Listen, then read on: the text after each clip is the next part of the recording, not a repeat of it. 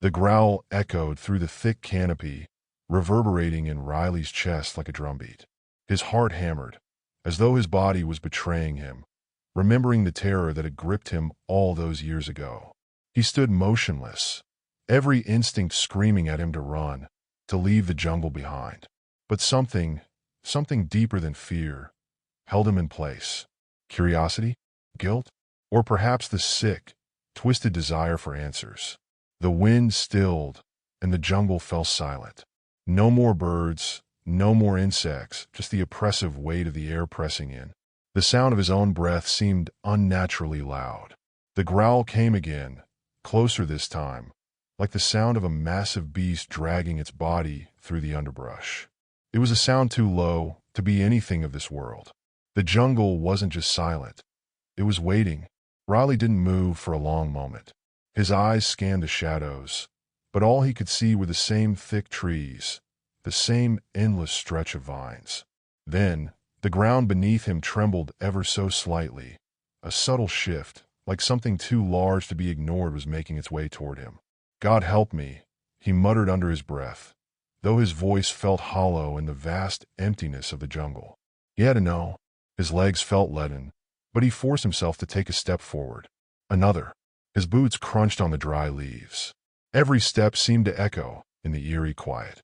He moved closer to the remains of the village, the old wooden shacks now more like skeletons, their walls rotting and blackened with mold. The smell of decay mixed with something worse, something foul and putrid like wet meat. A flash of movement, a shadow darting between the trees, made him freeze in place. His heart pounded in his chest, his fingers twitching toward the rifle slung across his back. But he didn't raise it. Not yet. And then he saw it, emerging from the tree line, a hulking shape, massive, covered in matted, dark fur, its body deformed and twisted. But it wasn't the creature's size that froze Riley's blood in his veins.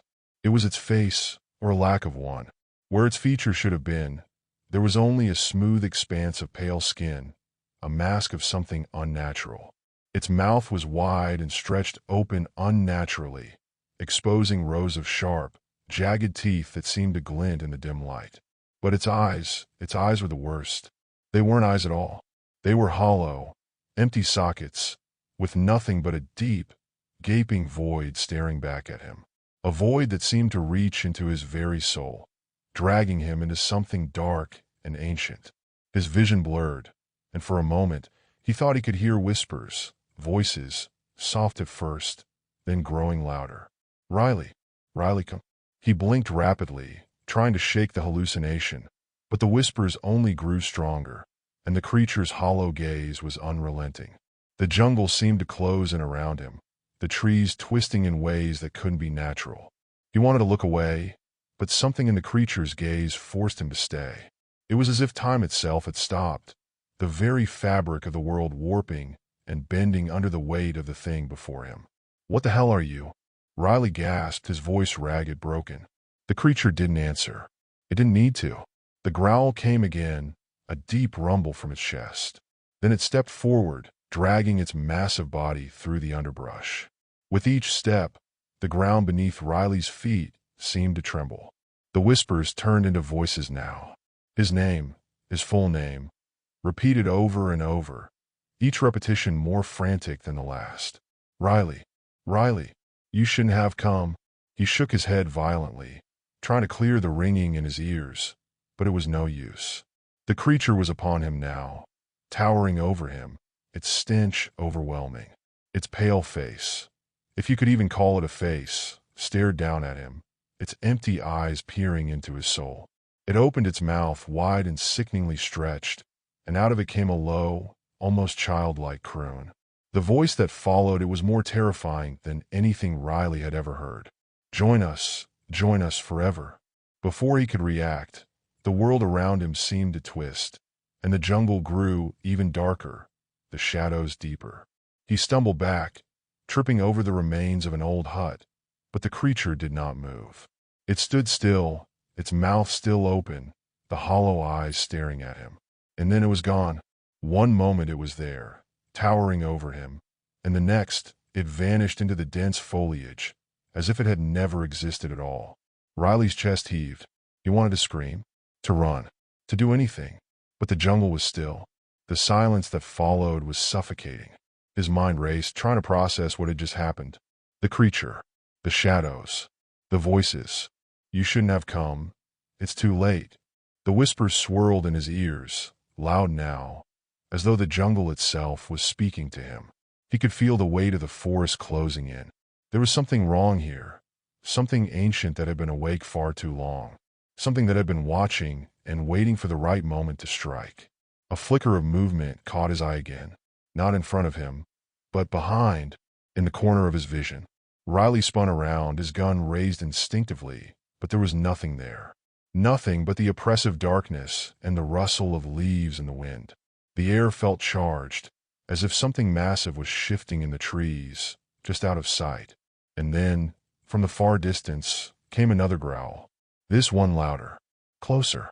A dozen glowing eyes appeared, floating in the darkness, each pair watching him with the same eerie intensity. Then another growl came, and this time it was accompanied by something else, a bone-chilling shriek that echoed through the jungle. Riley's heart thudded in his chest. His instincts screamed at him to flee, but his legs were paralyzed with fear, his mind fogged with the terror of it all. How many were out there? How many had been watching him, waiting for him to make his move? The ground beneath his feet shifted again, and then, from the shadows, came another form, a creature with long, sinewy arms, a grotesque face grinning in the darkness. It was followed by another and another, until the entire clearing was filled with them. Horrific beings, silent but for the echoing growls that filled the air. The voices in his mind grew louder, overlapping, more frantic. Join us. You're one of us now. You're one of us now. Riley could feel his sanity unraveling, the words crawling into his mind, twisting his thoughts. He staggered back, his gun raised to fire, but his hands were shaking too violently. The creatures were closing in, their eyes glowing brighter in the darkness. Suddenly, a wave of nausea hit him, dizzying, overwhelming. He collapsed to his knees, fighting against the sickness. His vision blurred, and for a moment, everything felt like a nightmare. But there was no waking up. There was only the jungle, and the creatures, and the whispers. The last thing Riley heard before everything went black was the sound of a voice. One final whisper, echoing through the trees. You are ours now. And then there was only silence. Weeks later, a search party was sent into the jungle to look for Riley. They found his equipment, his rifle, his radio, all discarded on the ground.